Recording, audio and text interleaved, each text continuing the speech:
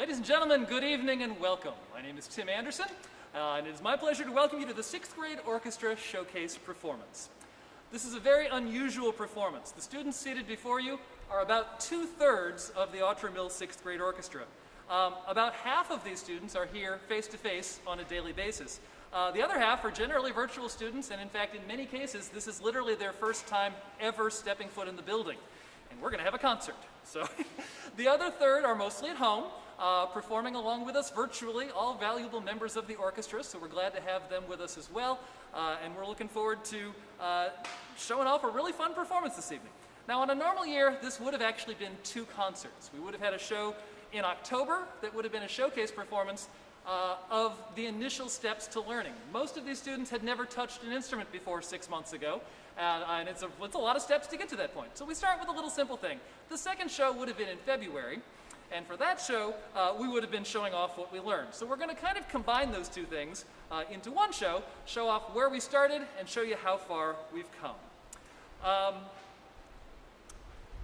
Before we start this, though, I wanted to share a little bit. If you were able to watch the 7th or 8th grade shows last week, I shared a little bit of the philosophy behind why we do this. With these guys, it's a little different. We already know that music and art are inherent parts of humanity and being well-rounded humans.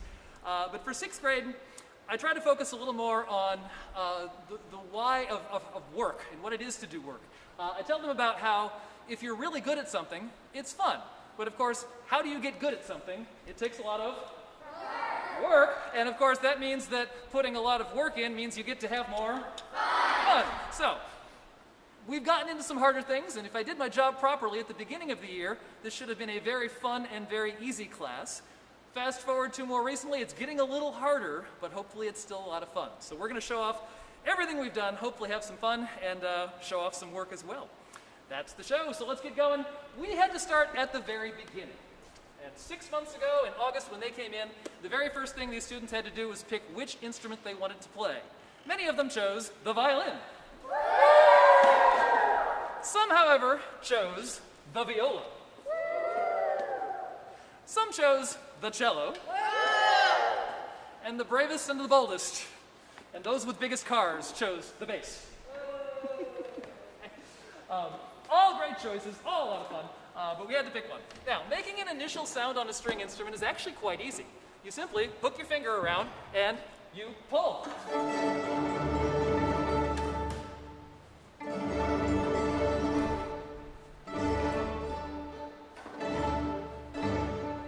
That's it. However, that got a little noisy. It wasn't all that useful. We needed to do something a little more organized, so we stabilized it a little bit, and we did things like this. Give me 1 D, 2, ready, go.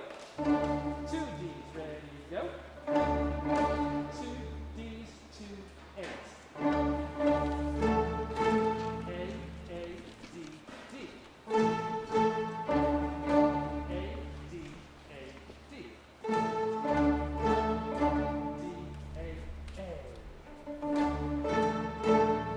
And that's your basic pizzicato, and we can organize it and it sounded good. But before we got to that level, we had to establish some of the very basic fundamental aspects of music. So we began with the quarter note. 2, ready, go. 2, ready, go. That's a good start. Home people, I hope you got that one. The quarter note is one of the basic units of music. It represents 1 beat of sound.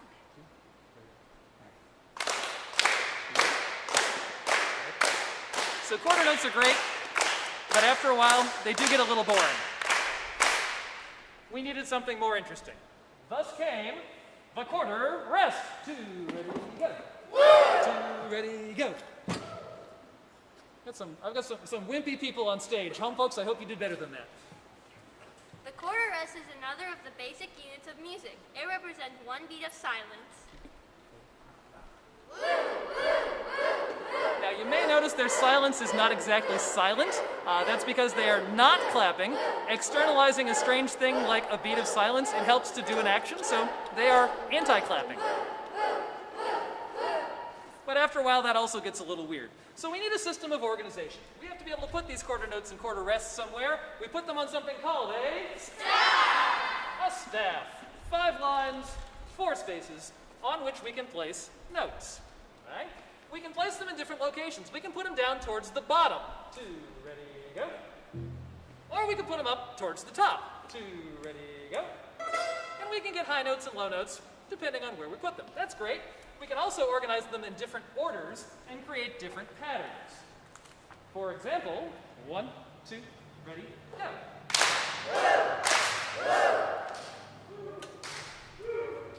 Well, it wasn't terrible. 1, 2, ready, go.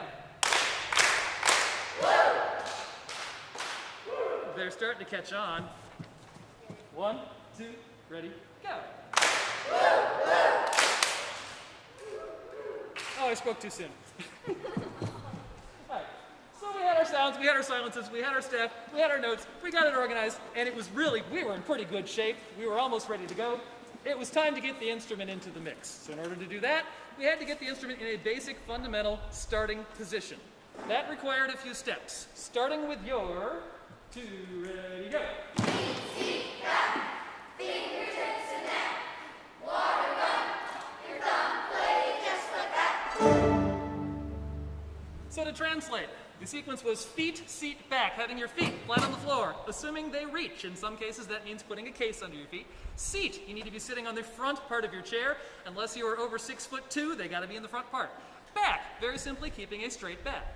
The fingertips have to be kept over the shoulder of the instrument, which forms this shape, which is really ideal for preparing violin and viola players especially. And then the neck is getting your thumb across the bump. The water gun is the basic right-hand pizzicato position, popping it onto the side of the fingerboard with that little sound, and then you pull the strings. So now they are in what we call guitar position, and that's what we spent the first couple of weeks in, was guitar position. We're going to play one of the examples from our Essential Elements book.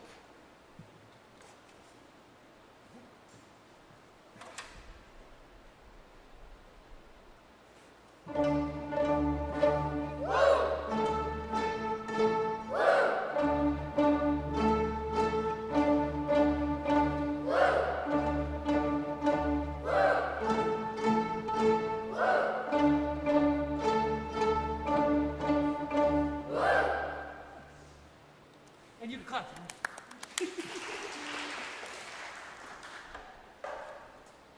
So we spent several weeks working in that format. Eventually we got to the point where they had gotten pretty good at rest, so we stopped externalizing the woos and started internalizing it simply by breathing. So we're going to play another example from the Essential Elements book. In this case, the woos are gone, but the rhythm should be every bit as good, if not better. There we go. Control pushing.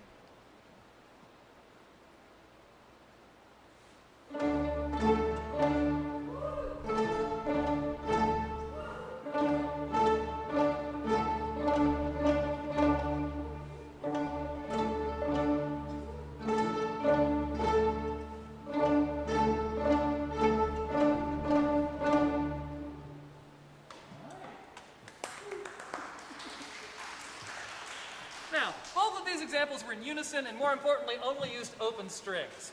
That is somewhat limiting. We only have 4 open strings available, and there's just not enough notes. We needed more interesting things. So we had to get our fingers involved. In order to do that, we had to develop some hand strength. So one of the things we spent quite a bit of time doing early on was some fine motor dexterity and finger strengthening exercises. For example, would you all please point to the ceiling? Make a square. Point in. Make a square. Ceiling. Square. In, double time, go. Ceiling, square, in, square, ceiling, square, in. Eventually, you can get to the point where you can alternate. That way, then that way, then that way, then that way. Then eventually, you can double time, double alternate. And shake them out.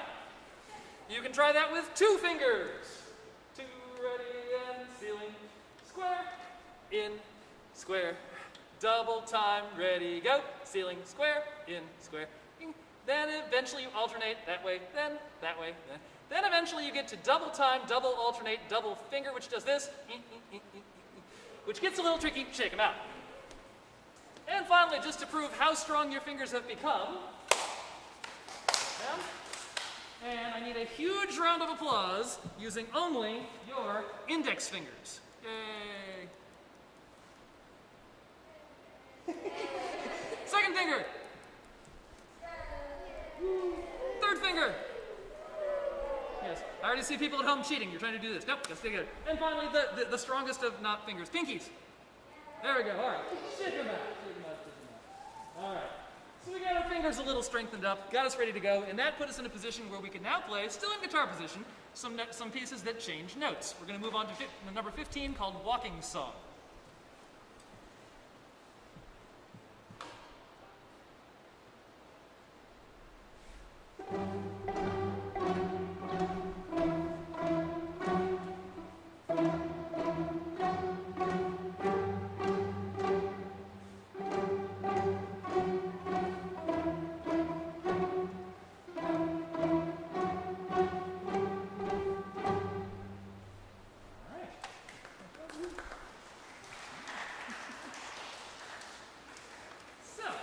We've now changed notes.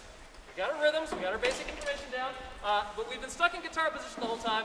The biggest question I keep getting for the first several months is, when do we get to use the bow? Well, you got to get the left hand figured out before you toss the right hand in the mix. By this point, they've got the left hand figured out.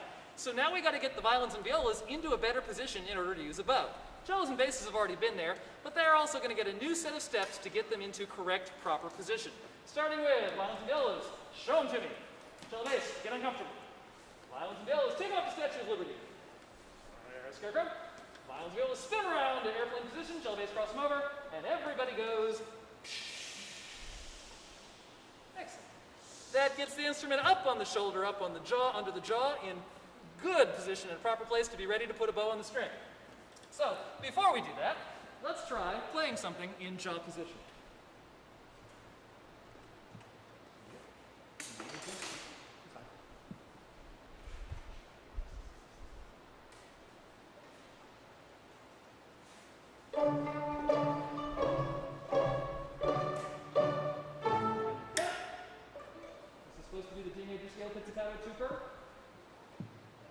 Step 14. 1 and 2 and ready and go.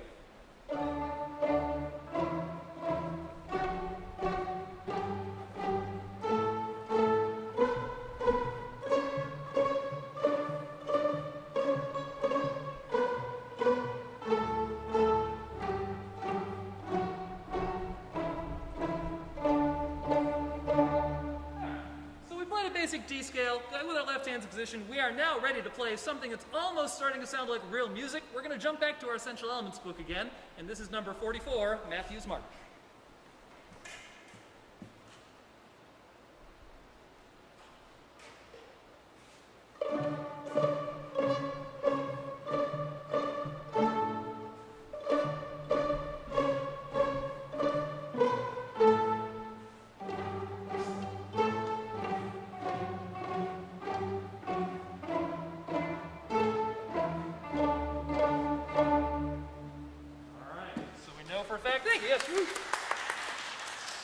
We know for a fact they're ready to go. Left hand's working. We're in position. It's time to get the bow in the mix.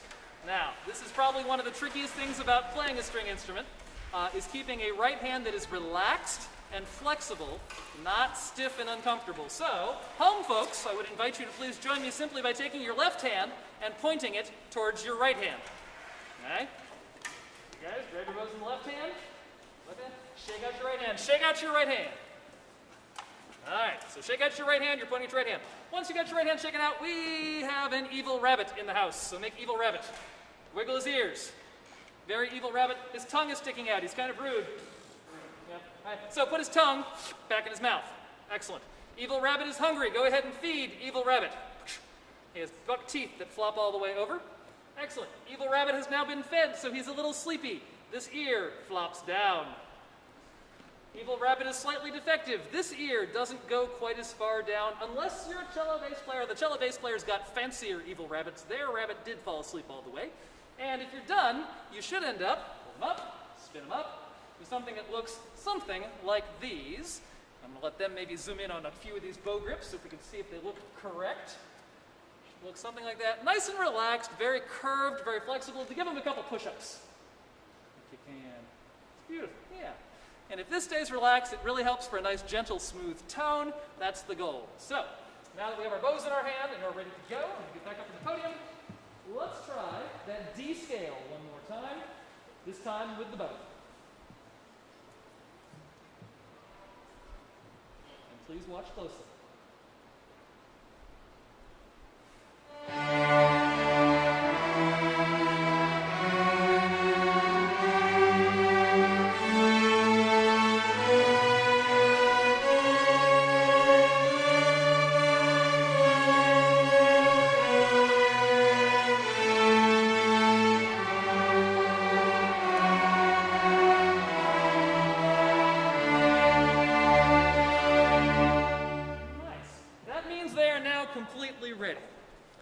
got the left hand, they got the right hand, the bow grip's relaxed, they got all the notes of the D scale. It's time, and they're ready to play some actual music. So, this brings us to the fact that everything we've done up to this point has been in unison. They've been playing the same notes at the same time. We got to make that a little more interesting, and when we get to part music, they get to play different parts. So we're going to play that same D scale one more time, but we're going to do it in 3 parts. See if you hear a difference. Violin's your first, violas your second, cello bass your third. Here we go, violins. 1, 2, violins ready, go.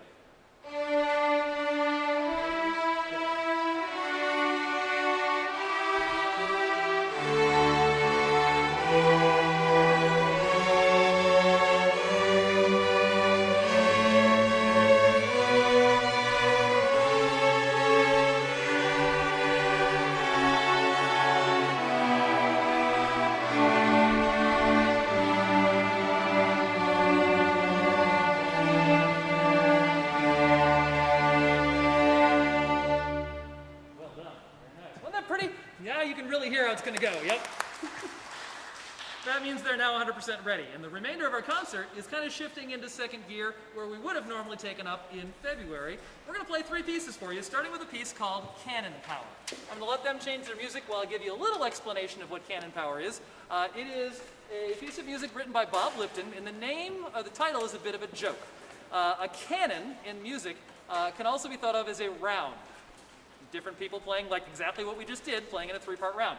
So this piece does feature a couple of fairly well-known rounds. If you listen in the background, you'll hear layers of rounds. The other part of the joke, though, is that Tchaikovsky's 1812 Overture was one of the first pieces of music to ever actually feature cannons on stage or outdoors as a part of the performance. It was used as an instrument.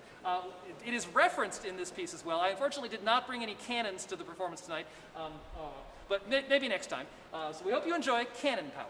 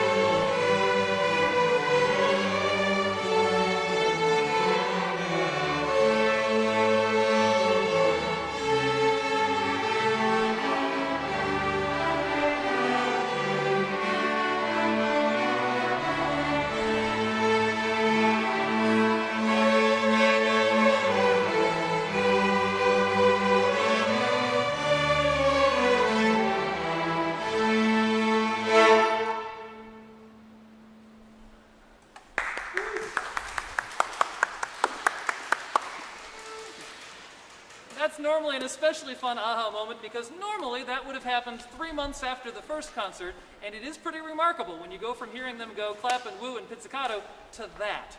So that's how far they've come. It's really done amazing things, and they've put in a lot of hard work, which hopefully has been a fair amount of fun.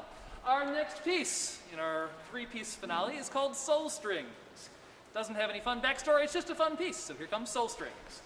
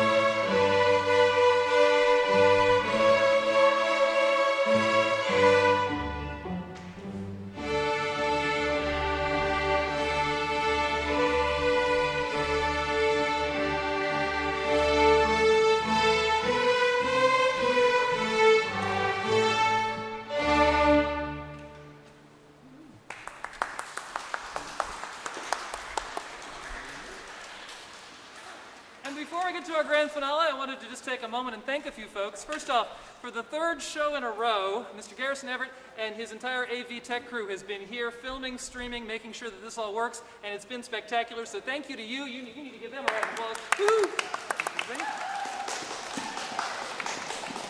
I also want to say thanks to the teachers and administrators who've been around the edges helping out. Michelle Haynes has been here several times. Mr. Clausen's been with us this evening, as well as a handful of parent volunteers helping with health and wellness checks. Really appreciate you guys being here. Thank you very much.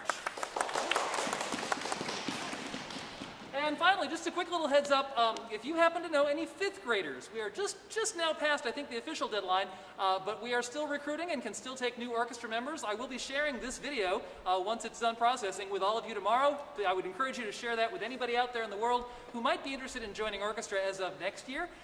Those decisions have been, I think, turned in as of a day or two ago, but they are changeable all the way through next August. So I'd love to have a few more folks. We've got a little bit of room still in the class for next year, so they hope to have several younger students come and join us next year.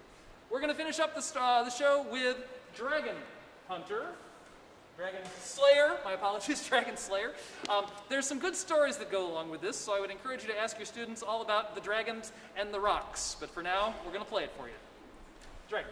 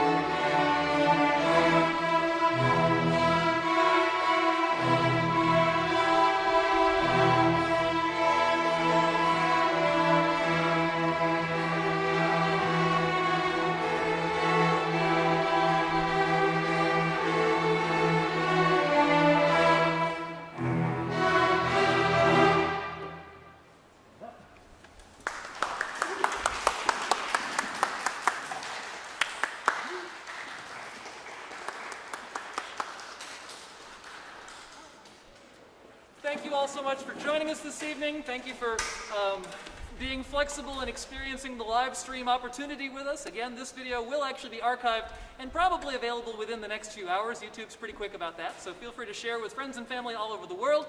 Those who joined us live, thank you so much. And now we actually get to say goodbye, so say bye. Bye. Keep waving, they may still be there.